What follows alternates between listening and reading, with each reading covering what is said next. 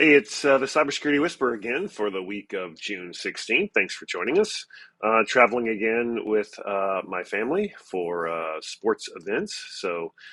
Bringing this to you remotely. It's interesting. This week at work, we have our quarterly planning and strategy meetings. While some of our team, prefers to be in office, like myself. I get, too easily distracted at home.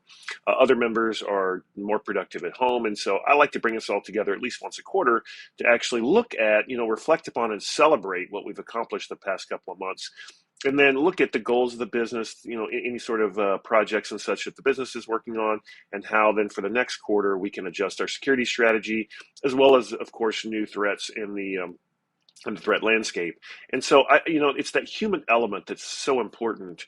And there was an article this week talking about, can you land your next job without your network? Just really talking about why cybersecurity positions are so human network based.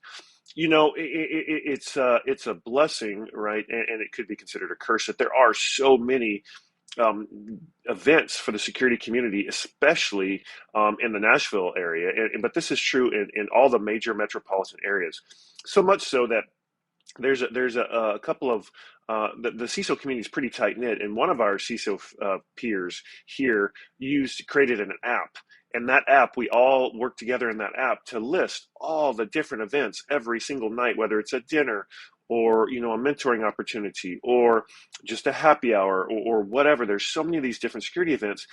You've got to balance those with your family. Family should always be first.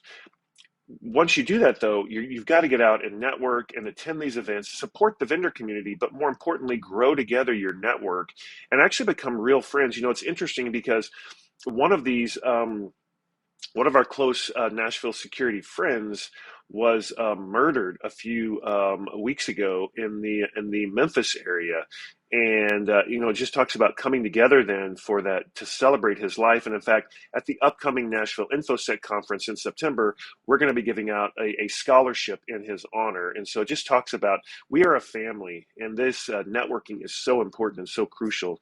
And towards that end, through all of that involvement, I was super blessed this week to be honored and featured in the New York Times as part of the third edition of the Modern CISO Network Board Book.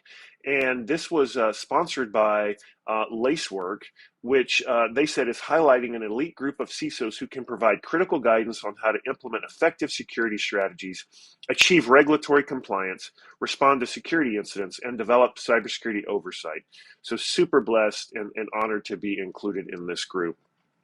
Now, speaking of Lacework, there were rumors that Wiz was going to acquire them. That fell through. Well, this week, Fortinet announced the acquisition of Lacework for an undisclosed amount. Um, the sales price is expected to be higher than Wiz's rumored offer, but lower than what Lacework's investors, of course, would have liked. Forrester estimates that Fortinet paid between 200 and 230 million for Lacework, which was 20 to 30% above the rumored Wiz offer, but still a very low price for Lacework, whose annual recurring revenue Forrester estimates between 70 and 90 million.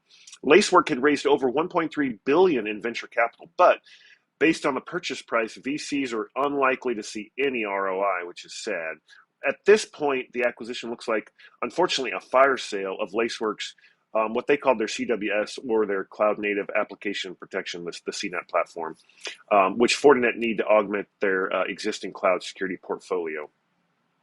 Here's something new. AI poisoning is a growing threat.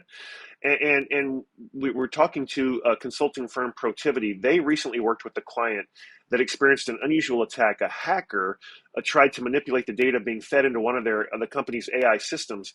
And the company leaders are still looking and trying to look through and unravel the attack. But Protivity said that the company suspects the hacker was trying to skew the AI system's output. And so there's really four of these poisoning levels that you should be looking at. Availability poisoning, which indiscriminately impacts the entire machine learning model and, in essence, causes a DOS attack on the users of the AI system. Then you've got targeted poisoning, in which the hackers induce a change in the machine learning model's prediction on a small number of targeted samples. You've also got backdoor poisoning, where image classifiers can be poisoned by adding a small patch trigger in a subset of images at training time and changing their label into to a target class. NIST further notes that although the majority of backdoor poisoning attacks are designed for computer vision apps, that this attack vector has been effective in other app domains with different data modalities, talking about audio or NLP, and also just pure core cybersecurity settings. Finally, we have model poisoning, and those attacks attempt to directly modify the trained ML model to inject malicious functionality into the model. So some interesting different spins to AI security. Apple had their worldwide developer conference this week, and they announced they cut a deal to use OpenAI's ChatGPT in its AI programs. And the deal itself came at no cost to Apple, and on the surface could look like a great deal. Apple got OpenAI to agree to not log any of Apple's customers' queries without asking permission from OpenAI, thus protecting its customers' privacy. Second, they made it very simple to move from querying one's data and shift to asking ChatGPT for information from of course, the worldwide database of sources. And this is going to seamlessly integrate a powerful GPT engine into, of course, you guessed it, Siri and other services. But for OpenAI, it's an extremely important deal because it's going to pay off really well for them. They now have, of course, they have a paid version of ChatGPT, and they have direct access to over 1 billion Apple customers, and so it's no wonder that their stock bounced after the announcement. The deal, but certainly has benefits for both. Apple customers get ChatGPT free, and OpenAI, of course, wants to convert those to the premium services, which start at about $20 a month. So it's very interesting. You may have seen the commotion, I guess, on X after this announcement, where Elon says, "Hey, this isn't good. If any of his companies, if somebody comes in with an iPhone and Apple actually does you move forward with this, he's going to make you put those in a lockbox. You can't take them in and around his company." Also, Apple announced that they are, going to be introducing a password manager in what is a heavily targeted market. The standalone app, password app that they have, is going to place credential management front and center for Apple's massive user base. And it was available Monday in beta mode, and it's for Mac OS, iOS, iPadOS, Vision OS, and it's going to synchronize your login creds, verification codes, and passkeys with end-to-end encryption on all your iCloud user devices, and they're also going to make it available on Windows devices via the iCloud for Windows app. Something else, just wanted to bring this back up. It's been around for a while, but at least if you have 17.3, you should be on 17.5, and you need to enable your stolen device protection. If you go to settings, tap Face ID and passcode, you need to make sure that stolen device protection is turned on, because this will require additional authentication for users to access some information. And it also prevents changes if it detects that a user isn't at a trusted location. So we all know Apple, the phone knows when you're home, because that's where your phone is most of the time. It knows when you're at work in terms of the address. And so if your phone is stolen, it's going to, even if a thief knows your passcode, because there was articles recently about shoulder surfing and finding out users' passcodes, even if they know your passcode, it's going to delay up to an hour if someone tries to make a change to your passcode or your iCloud password.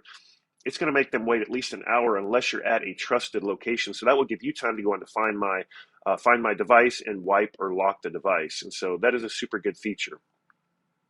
And then we talked about this last week. Microsoft announcing this horrible thing called recall for Windows 11, which will take constant screenshots of what you're doing.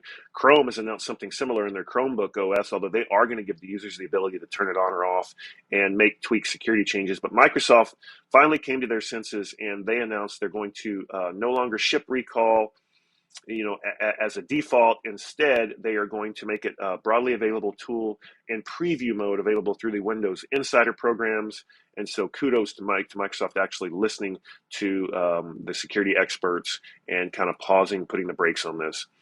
Again, great show this week. Hopefully, with some feedback from my team that's been watching these, which is kind of intimidating as well, that I need to bring on some guests. So hopefully I will be able to do that in the future. And have a great week. Thanks.